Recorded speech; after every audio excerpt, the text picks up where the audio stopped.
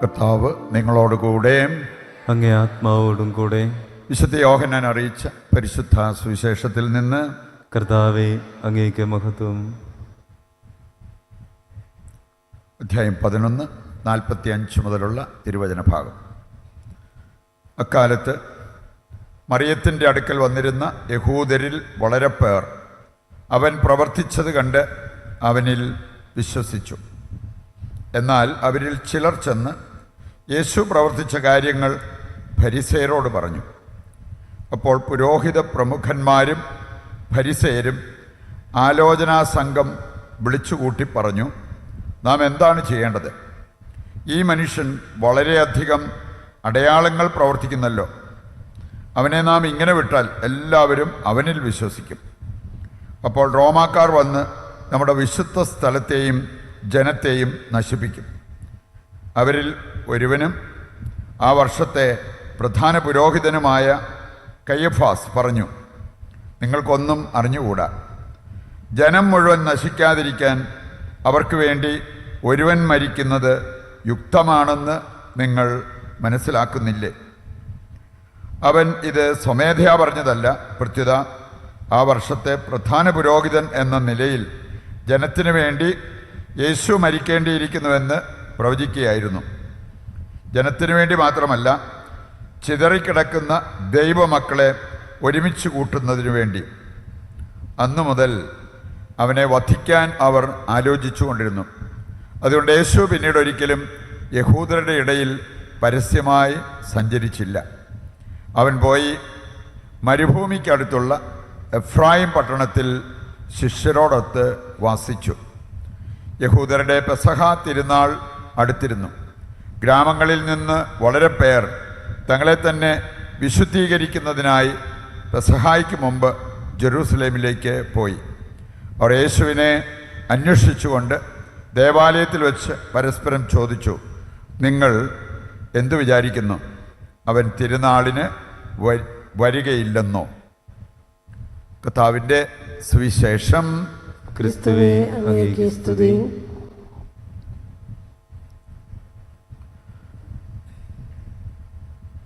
ഈശോയിൽ പ്രിയപ്പെട്ടവരെ,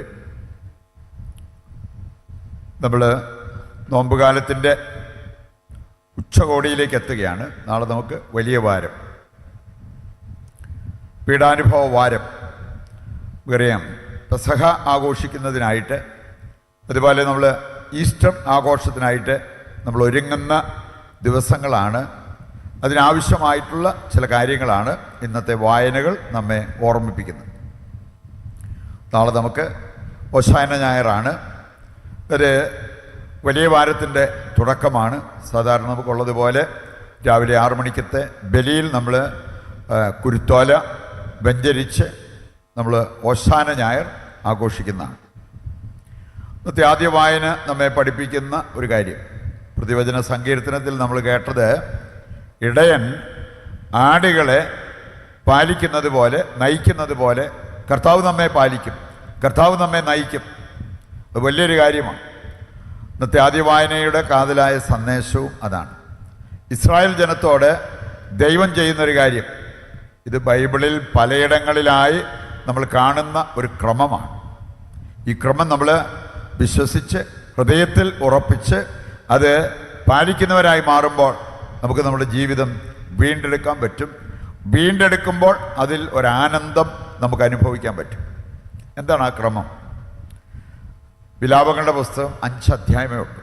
ചെറിയ ചെറിയ അധ്യായങ്ങൾ, 5 അധ്യായങ്ങൾ ഒറ്റയിരിപ്പിന് വായിച്ചു തീർക്കാവുന്നേ ഉള്ളൂ. വിലാപങ്ങളുടെ പുസ്തകം. അവിടെ നമ്മൾ ഈ ക്രമം കാണുന്നുണ്ട്. ഇസ്രായേൽ ജനം ഐശ്വര്യപൂർണമായൊരു ജീവിതം നയിച്ചു. കാരണം ദൈവം അവരുടെ കൂടെ ഉണ്ടായിരുന്നു. ഏതാണ്ട് ആദ്യ മാതാപിതാക്കൾ ആദ്യകാലത്ത് ജീവിച്ച പോലെ പറുദീസ അനുഭവം. അവർക്ക് വേണ്ടതെല്ലാം ഉണ്ടായിരുന്നു. അങ്ങനെ ഇരിക്കെ അവരുടെ മനസ്സിലേക്ക് ദുഷിച്ച ചിന്തകൾ കയറി. അതിൽ രണ്ടാമത്തെ ഒരു സ്റ്റെപ്പ് നമ്മൾ കാണുന്നത്, ജനം തങ്ങളുടെ സ്വാർത്ഥതയിൽ ദൈവത്തിനെതിരെ നീങ്ങി പാപസുഖത്തിലേക്ക് അവർ വഴുതി വീണു. അപ്പോൾ സംഭവിച്ച ഒരു കാര്യം, അവരുടെ ഒറിജിനൽ ഗ്രേസ്, അവരുടെ ഐശ്വര്യം അവർക്ക് നഷ്ടമായി. അതാണ് മൂന്നാമത്തെ ആ ഒരു സ്റ്റെപ്പ് ഇതിൽ നമ്മൾ കാണുക. അങ്ങനെ സംഭവിച്ചു കഴിഞ്ഞപ്പോൾ അവർക്ക് ഒരുപാട് ദുരിതങ്ങൾ വന്നു. ആ ദുരിതങ്ങൾ വന്നപ്പോൾ 4-ാമത്തെ സ്റ്റെപ്പ് എന്ന് പറയുന്നത് അവർ കർത്താവിനോട് അനുദപിച്ച് വിളിച്ചപേക്ഷിച്ചു കഴിഞ്ഞപ്പോൾ ഉണ്ടായ കാര്യം അതാണ് 5-ാമത്തെ സ്റ്റെപ്പ്. ദൈവം അവരുടെ ഐശ്വര്യം പുനഃസ്ഥാപിച്ചു. ഇങ്ങനെ ഒരു കാര്യം നിങ്ങൾക്കായി ദൈവം ചെയ്യും എന്നുള്ളത് ഇവിടെ ഇന്നത്തെ ആദ്യ വായനയിൽ നമ്മൾ കേട്ടതാണ്. നിങ്ങൾ എവിടെ നിന്ന് ഓടിപ്പോയോ അവിടേക്ക് ഞാൻ നിങ്ങളെ ഒരുമിച്ച് കൂട്ടും, നിങ്ങളുടെ ഐശ്വര്യം ഞാൻ പുനഃസ്ഥാപിക്കും എന്ന് കർത്താവ് പറഞ്ഞിരിക്കുന്നത്. പ്രിയപ്പെട്ടവർ, ശരിക്കും നോമ്പുകാലത്തിലൂടെ സംഭവിക്കേണ്ട ഒരു കാര്യം ഐശ്വര്യത്തിലേക്ക് തിരിച്ച് എത്തുക എന്നുള്ളതാണ്. നമ്മുടെ അനുതാപത്തിലൂടെ കർത്താവിലേക്ക് തിരിച്ച് നടക്കുക, പാപത്തോട് വിട പറഞ്ഞ് അനുഗ്രഹപൂർണമായ ഒരു ജീവിതം നയിക്കാൻ നമ്മൾ തയ്യാറാവുക എന്നുള്ളതാണ് ദൈവം നമ്മോട് ആവശ്യപ്പെടുന്നത്. ഇന്നത്തെ സുവിശേഷ ഭാഗത്ത് നമ്മൾ കേട്ടതും വലിയ ഒരു സന്ദേശമാണ്. നമ്മൾ കാണുന്നുണ്ട് ലാസറിനെ ഉയർപ്പിച്ച സംഭവം. അത് വിവരിച്ചിട്ട് അത് കഴിഞ്ഞ് ഉടനെ വരുന്ന വചനഭാഗമാണ് നമ്മൾ ഇന്ന് സുവിശേഷ ഭാഗമായിട്ട് വായിച്ചു കേട്ടത്. ലാസർ മരിച്ചവരിൽ നിന്നും ഉയർപ്പിക്കപ്പെട്ടു. അത് ഈ 2005 ബാംഗ്ലൂരോ ദുബായിലോ എവിടെയെങ്കിലും ഇങ്ങനെ ഒരു സംഭവം ഉണ്ടായി, ഒരാൾ മരിച്ച് അടക്കം ചെയ്യപ്പെട്ടു. 4-ാം പൊക്കം അവരെ വീണ്ടും ജീവനിലേക്ക് ഒരാൾ ഉയർപ്പിച്ചു എന്ന് കേട്ട ഫ്ലൈറ്റ് ടിക്കറ്റ് എടുത്ത് നമ്മൾ പോകാതിരിക്കുമോ? ത്യാഗമെടുത്ത് നമ്മൾ അവിടെ പോകാതിരിക്കുമോ?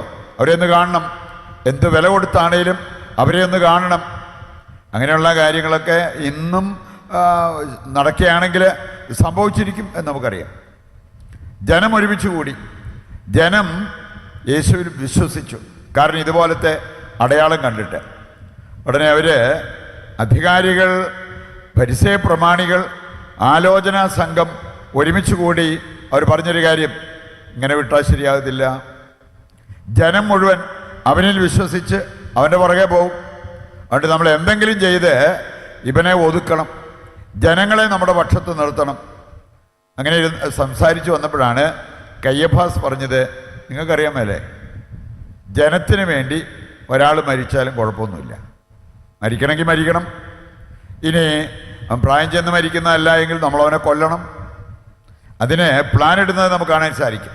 ഇങ്ങനെയാണ് പീഡാനുഭവത്തിൻ്റെ ആരംഭം എന്ന് നമുക്കറിയാം.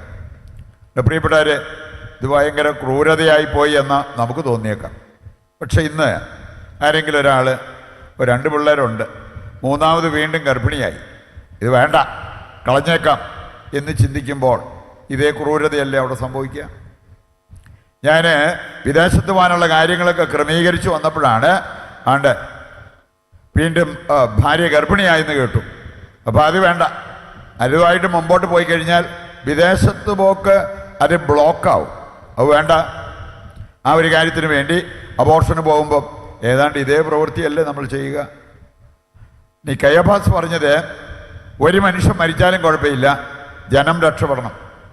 നമ്മുടെ കൂടെ നിൽക്കുന്ന ജനം നമ്മുടെ കൂടെ തന്നെ ഉണ്ടാകണം. അതിന് എന്ത് തിരിമറി കാണിച്ചിട്ടാണേലും വേണ്ടിയില്ല, നമുക്കവരെ പിടിച്ചു നിർത്തണം. ഇതാണ് ഒരു ക്രിസ്ത്യാനി ചിന്തിക്കേണ്ടത് എന്ന കാര്യം നമ്മൾ തിരിച്ചറിയേണ്ട ഒരു കാര്യമാണ്. ഇന്നത്തെ സുവിശേഷ ഭാഗം നമ്മെ പ്രത്യേകം ഓർമ്മിപ്പിക്കുന്ന ചില കാര്യങ്ങൾ. ഒന്ന്, അസൂയ. ഇങ്ങനെയൊരു സംഭവം ഉണ്ടായപ്പോൾ അസൂയ പൂണ്ടവർ കൊലപാതകത്തിന് പോലും ഒരുങ്ങുന്നത് നമുക്ക് കാണാൻ പറ്റും. രണ്ടാമതൊരു കാര്യം, അവിശ്വാസം. കുറേ പേര് യേശുവിൽ വിശ്വസിച്ച് അവൻ്റെ കൂടെ നിന്നു. ഈ ഒരു സംഭവം ഉണ്ടായതോടെ, ലാസർ ഉയർപ്പിക്കപ്പെട്ടതോടെ. പക്ഷെ വേറെ ചിലർക്ക് അവിശ്വാസം. ഒരു വിശ്വസിച്ച് അനുദപിച്ച് ദൈവത്തിലേക്ക് തിരിയുന്നതിന് പകരം അവർ ക്രൂരത കാണിക്കാനാണ് തയ്യാറായത്. മൂന്നാമതൊരു കാര്യം കൂടി സുവിശേഷ ഭാഗം നമ്മെ ഓർമ്മിപ്പിക്കുന്നുണ്ട്, വക്രബുദ്ധി. വേണേൽ ഇങ്ങനെയുള്ള കാര്യങ്ങളൊക്കെ ഇന്നും നമുക്കും വേണേൽ ഏറ്റെടുക്കാൻ പറ്റും. അതല്ല നമ്മൾ ചെയ്യേണ്ടത്. പ്രഭാഷകൻ 2:2 വായിച്ചാൽ അവിടെ പറഞ്ഞിരിക്കുന്നത്, നിന്റെ ഹൃദയം അവക്രവും അചഞ്ചലവുമായിരിക്കട്ടെ. അതിനെ സ്വർഗം ലക്ഷ്യമാക്കിയുള്ളൊരു യാത്ര നടത്തുന്നവരായിരിക്കണം നമ്മൾ. അങ്ങനെയുള്ളവർ വക്രബുദ്ധിയിലേക്ക് പോകത്തില്ല. അങ്ങനെയുള്ളവർ ദുർവാർത്ത കേട്ടാലും ചഞ്ചലിക്കില്ല എന്നുള്ളത് ദൈവവചനം നമ്മെ ഓർമ്മിപ്പിക്കുന്ന കാര്യമാണ്. ഈ കാര്യങ്ങൾ ഹൃദയത്തിലേക്ക് ഏറ്റെടുത്ത് അതനുസരിച്ച് നമ്മുടെ ജീവിതം ക്രമീകരിച്ച് വിശുദ്ധ വാരത്തിലൂടെ കടന്നു പോകാനും ഈസ്റ്റർ ആഘോഷിക്കാനും വേണ്ട കൃപയ്ക്കും അനുഗ്രഹത്തിനുമായിട്ട് ഇന്നത്തെ ബലിയിൽ ദൈവത്തോട് നമുക്ക് പ്രത്യേകം പ്രാർത്ഥിക്കുകയും ചെയ്യാം.